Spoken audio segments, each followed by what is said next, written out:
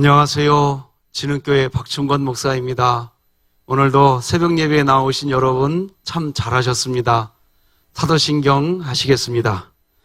전능하사 천지를 만드신 하나님 아버지를 내가 믿사오며 그 외아들 우리 주 예수 그리스도를 믿사오니 이는 성령으로 잉태하사 동정녀 마리아에게 나시고 본디오 빌라도에게 고난을 받으사 십자가에 못 박혀 죽으시고 장사한 지 사흘 만에 죽은 자 가운데서 다시 살아나시며 하늘에 오르사 전능하신 하나님 우편에 앉아 계시다가 저리로서 산자와 죽은 자를 심판하러 오시리라. 성령을 믿사오며 거룩한 공회와 성도가 서로 교통하는 것과 죄를 사하여 주시는 것과 몸이 다시 사는 것과 영원히 사는 것을 믿사옵나이다. 아멘. 찬송가 490장 하나님께 찬양 올려드리겠습니다. 찬송가 490장입니다. 주여 지난 밤 내 꿈에 배웠으니 그 꿈 이루어 주옵소서.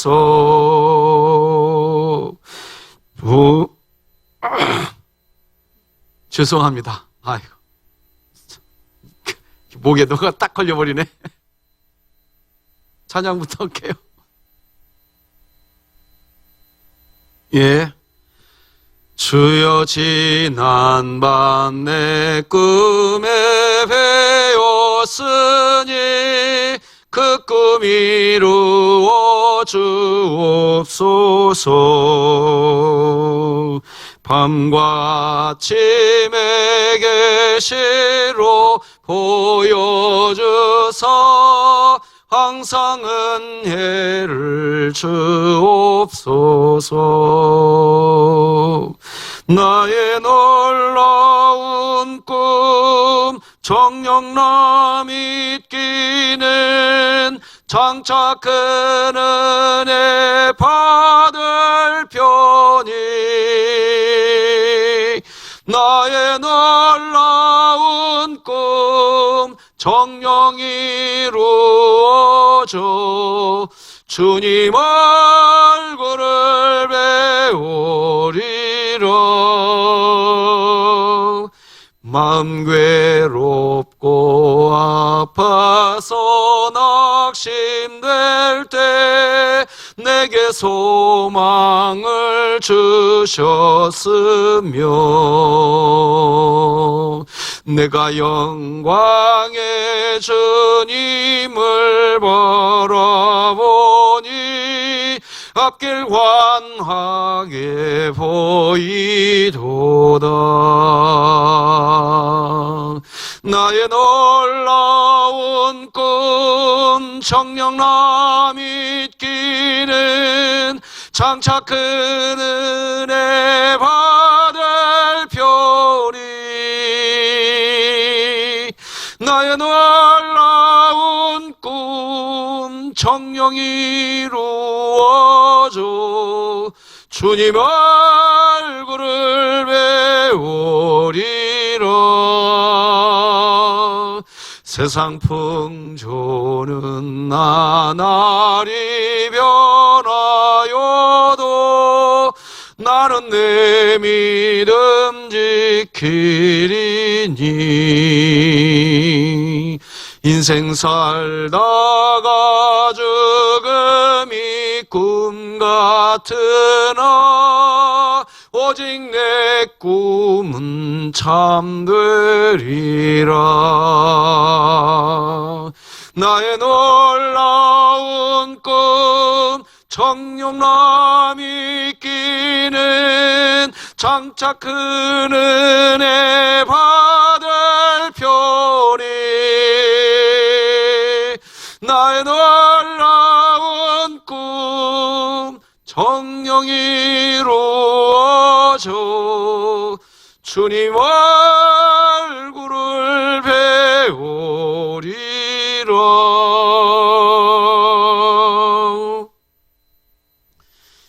우리에게 주신 하나님의 말씀은 구약성경 에스겔 37장 15절에서 마지막 28절까지 말씀 되겠습니다. 제가 봉독해 올리겠습니다.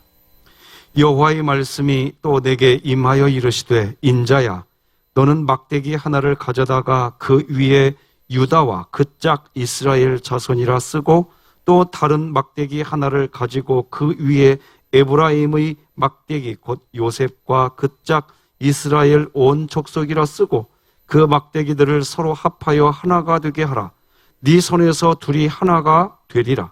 네 민족이 내게 말하여 이르기를 이것이 무슨 뜻인지 우리에게 말하지 아니하겠느냐 하거든 너는 곧 이르기를 주 여호와께서 이같이 말씀하시기를 내가 에브라임의 손에 있는 바 요셉과 그 짝 이스라엘 지파들의 막대기를 가져다가 유다의 막대기에 붙여서 한 막대기가 되게 한즉 내 손에서 하나가 되리라 하셨다 하고 너는 그 글 쓴 막대기들을 무리의 눈 앞에서 손에 잡고 그들에게 이르기를 주 여호와께서 이같이 말씀하시기를 내가 이스라엘 자손을 잡혀간 여러 나라에서 인도하며 그 사방에서 모아서 그 고국 땅으로 돌아가게 하고 그 땅 이스라엘 모든 산에서 그들이 한 나라를 이루어서 한 임금이 모두 다스리게 하리니 그들이 다시는 두 민족이 되지 아니하며 두 나라로 나누이지 아니할지라.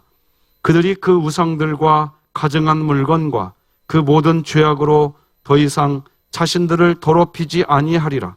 내가 그들을 그 범죄한 모든 처소에서 구원하여 정결하게 한즉 그들은 내 백성이 되고 나는 그들의 하나님이 되리라. 내 종 다윗이 그들의 왕이 되리니 그들 모두에게 한 목자가 있을 것이라.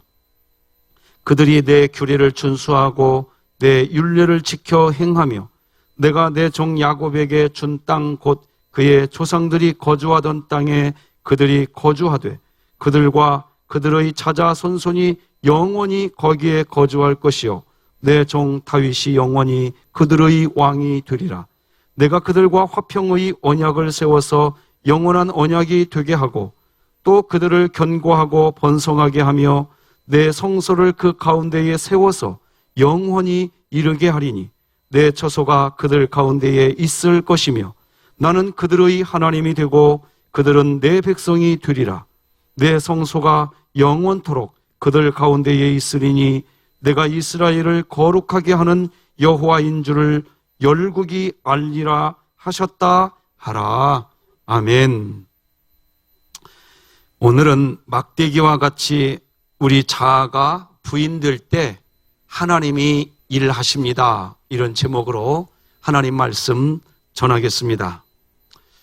그리스의 작가 니코스 카잔카스키가 들려준 이야기입니다.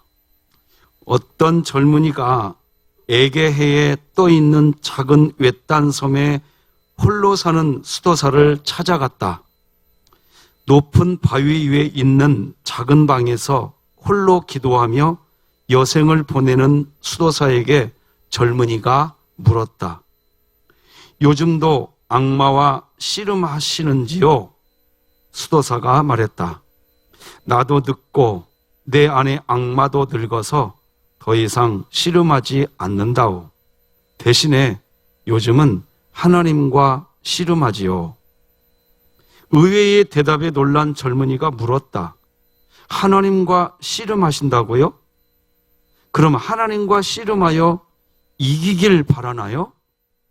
수도승이 눈을 감으며 말했다.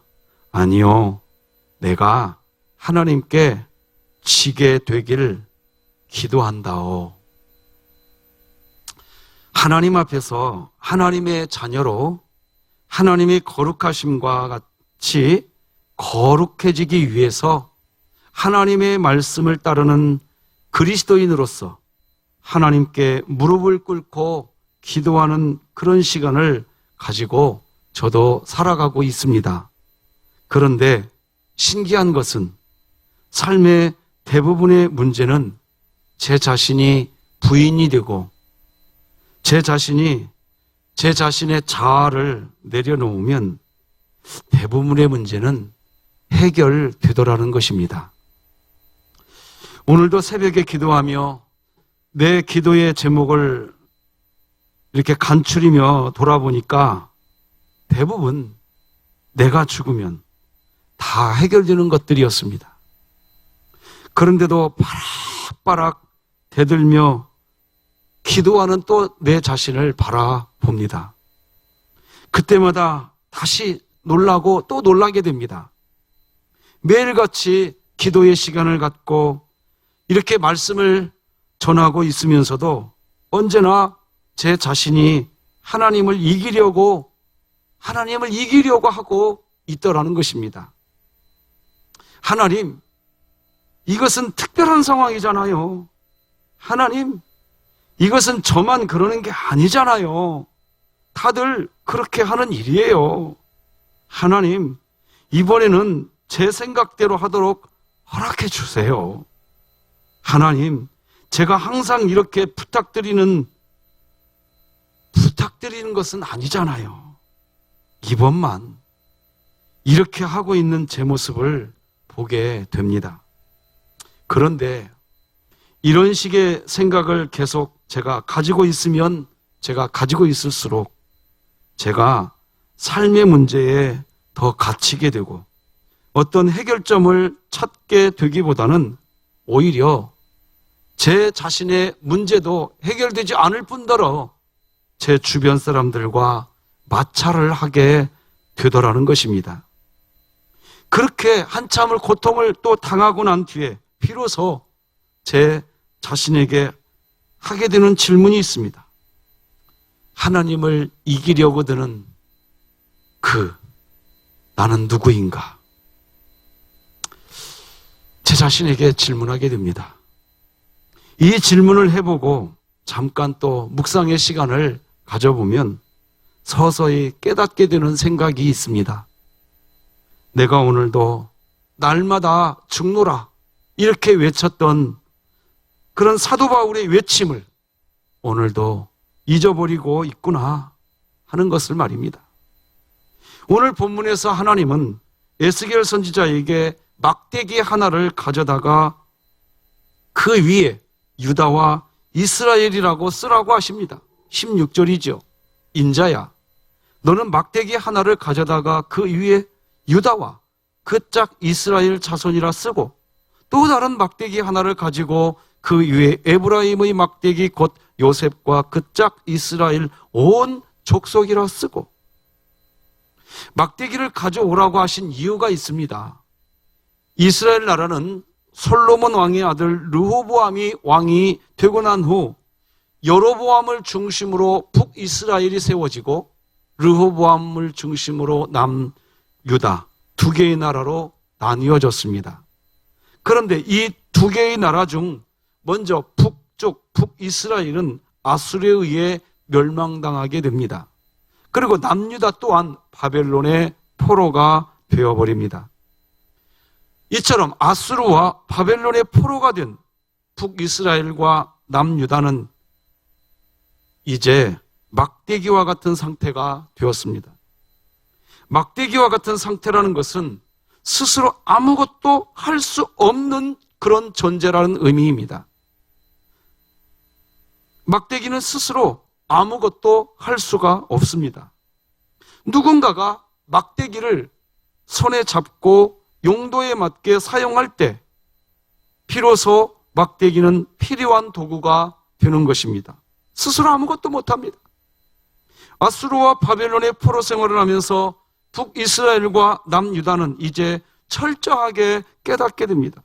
우리는 막대기와 같은 존재이구나 하는 것을 알게 됩니다.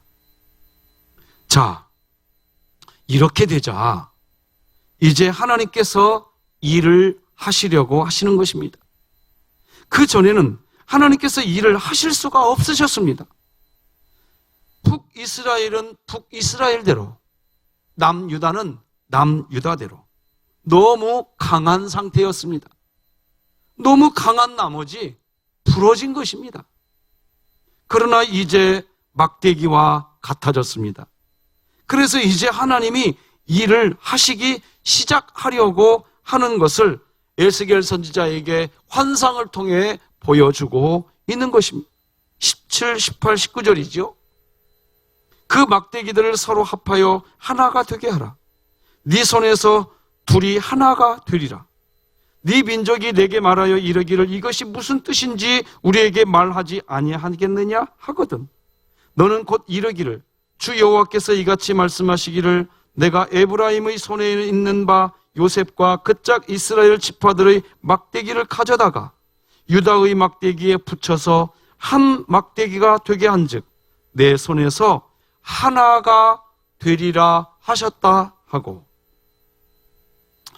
하나님이 보여주시는 환상은 이제 두 개의 나라로 나뉘어져 있었던 이스라엘을 하나의 나라로 새롭게 세워 주시겠다는 그런 의미입니다.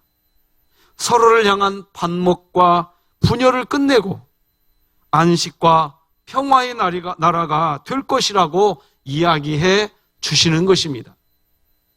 사실 북이스라엘이 아수르에게 멸망당하고 남유다가 바벨론의 포로가 된 근본적인 이유 중에 하나는 서로 하나가 되어 있어야 할 나라가 나뉘어져 있었기 때문입니다. 서로 차이와 차별을 일삼는 그런 상태였습니다. 이웃 나라에 의해 멸망당하는 아픔을 겪게 된 것입니다. 하나님께서 우리에게 주신 직분도 서로 화목하게 하는 직분을 주셨습니다.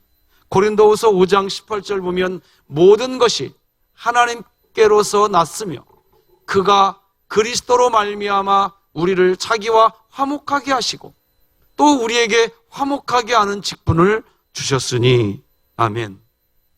하나님께서는 고린도 교회에 온갖 성령의 은사를 주셨습니다. 병 고치는 은사, 방언의 은사, 예언의 은사, 통역하는 은사 등등 각종 은사를 주셨는데, 그렇게 다양한 은사를 주신 것은 그렇게 다양한 것을 가지고서 서로 화목하게 하는 직분을 감당하라고 주신 것이었습니다. 그런데 고린도 교회는 그렇게 하지 못하고 당파 싸움에 휘말리고 말았습니다. 그렇기에 고린도 교회는 빨리 서로 화목하게 하는 직분을 감당하는 일에 마음을 모아야 했습니다. 그래야 신속히 지나가는 이 세상에서 시간이 흘러갈수록 겉사람이 낡아진다고 해도 속사람이 새로워지는 은혜를 누리게 될 수 있었습니다. 만약 자신에게 주어진 은사를 통해서 화목하게 하는 직분을 감당하기 위한 일에 전념을 다하지 않으면 그냥 겉사람만 낡아지는 것입니다. 신속하게 지나가는 이 세상, 유수와 같고 바람과 같고 관역을 향해 날아가는 화살과도 같이 신속하게 흘러가는 이 세상의 삶에서 비록 겉사람이 낡아진다고 해도 속사람이 날로 새로워지는 은혜를 누리는 참 그리스도인으로 살아가려고 하면 화목하게 하는 직분을 감당해야 하는 것입니다.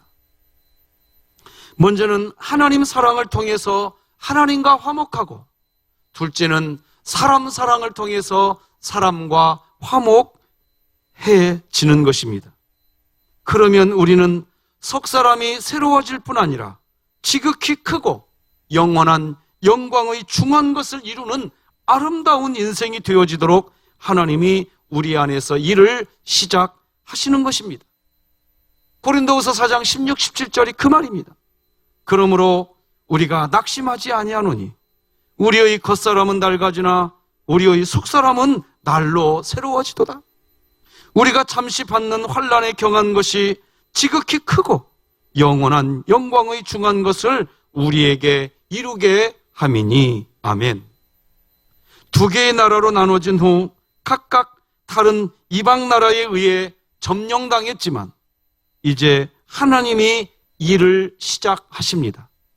사람들이 볼 때에 막대기와 같아진 존재는 아무런 쓸모가 없고 아무런 가치가 없는 것으로 그렇게 여겨지는 듯, 그렇게 여겨질 수 있을 수 있으나 막대기와 같이 우리 자아를 부인하고 우리 안에 주님이 온전히 거하시게 될 때, 그때는 하나님이 일하시기에 가장 좋은 때가 되는 것입니다.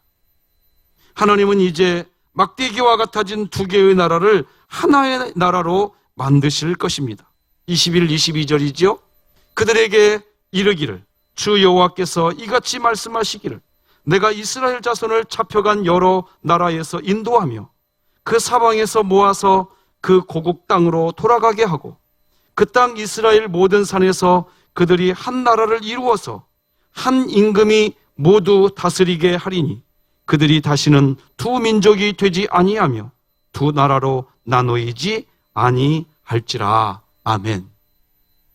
그런데 왜 하나님이 하나의 나라로 만드시려고 하시는 것일까요?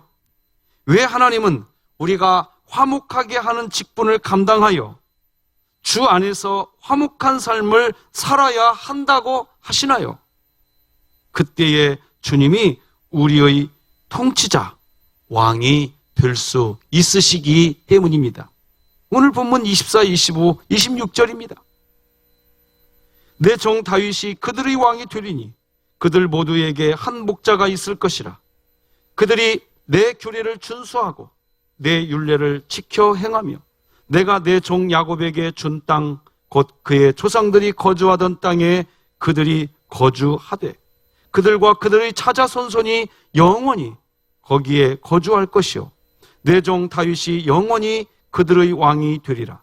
내가 그들과 화평의 언약을 세워서 영원한 언약이 되게 하고 또 그들을 견고하고 번성하게 하며 내 성소를 그 가운데에 세워서 영원히 이르게 하리니. 아멘.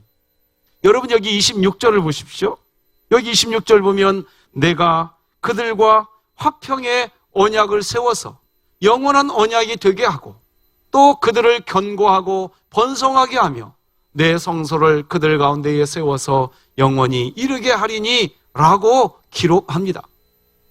오늘도 막대기와 같이 우리 자아가 부인될 때 하나님이 우리 안에서 화평의 언약을 이루시고 우리 각 가정과 우리 진흥교회를 견고하게 해주셔서 코로나19 시대를 마무리하고 난 뒤에 다시 함께 모일 때 우리 진흥교회가 흩어지지 않고 오랜 시간 동안 예배당 예배로 함께 모이지 않았다 할지라도 흩어지지 않고 온전히 하나가 된 번성하는 교회가 될 줄 믿습니다. 오늘도 잠언 29장에서 31장까지 성경 통독에 참여하시면서 내 자아를 부인하고 하나님이 일하실 수 있는 상태가 되셔서 하나님의 역사를 누리시기 바랍니다. 기도하시겠습니다. 하나님 아버지, 감사합니다. 북이스라엘은 아수르에게 점령당하고 남유다는 바벨론의 포로가 되어 막대기와 같은 존재가 되고 난 상태에 그때가 되자 하나님이 일하기 시작하는 환상을 에스겔 선지자에게 보여주시는 줄 믿습니다. 막대기와 같이 되기 전에는 북이스라엘과 남유다가 너무 강해서 오히려 부러지기밖에 다른 일이 없었습니다. 그러나 자아가 부인되고 하나님이 하셔야 우리가 살 수 있는 거구나, 그렇게 되어졌을 때 이제 하나님이 일을 시작하시는 줄 믿습니다. 하나님께서 다시 회복시켜 주시고 다시 소망을 주시고 이스라엘이 하나의 나라가 되게 하셔 번성하고 번영하게 하였던 것처럼 하나님 아버지, 지금 코로나19로 인해서 오랜 시간 동안 우리가 하나로 모이지 못하고 있는 그런 때를 지내고 있지만 우리가 이때에 더 우리 자신을 부인하는 그런 지능교회가 되게 하여 주시어서 이 시기가 끝나고 난 뒤에 오직 한 분, 예수 그리스도가 우리의 통치자가 되시고 왕이 되시는, 그래서 우리들 안에 예수 그리스도를 모시고 있는 것으로 행복하고 하나님 사랑, 사람 사랑을 이루며 화평의 나라를 세워가는 교회로 다시 일으켜 세워 주시옵소서. 예수님의 이름으로 기도드립니다. 아멘. 하늘에 계신 우리 아버지여, 이름이 거룩히 여김을 받으시오며 나라가 임하옵시며 뜻이 하늘에서 이룬 것 같이 땅에서도 이루어지이다. 오늘날 우리에게 일용할 양식을 주옵시고 우리가 우리에게 죄 지은 자를 사하여 준 것 같이 우리 죄를 사하여 주옵시고 우리를 시험에 들게 하지 마옵시고 다만 악에서 구하옵소서. 대개 나라와 권세와 영광이 아버지께 영원히 있사옵나이다. 아멘. 사랑하는 성도 여러분, 주님과 행복하시기 바랍니다.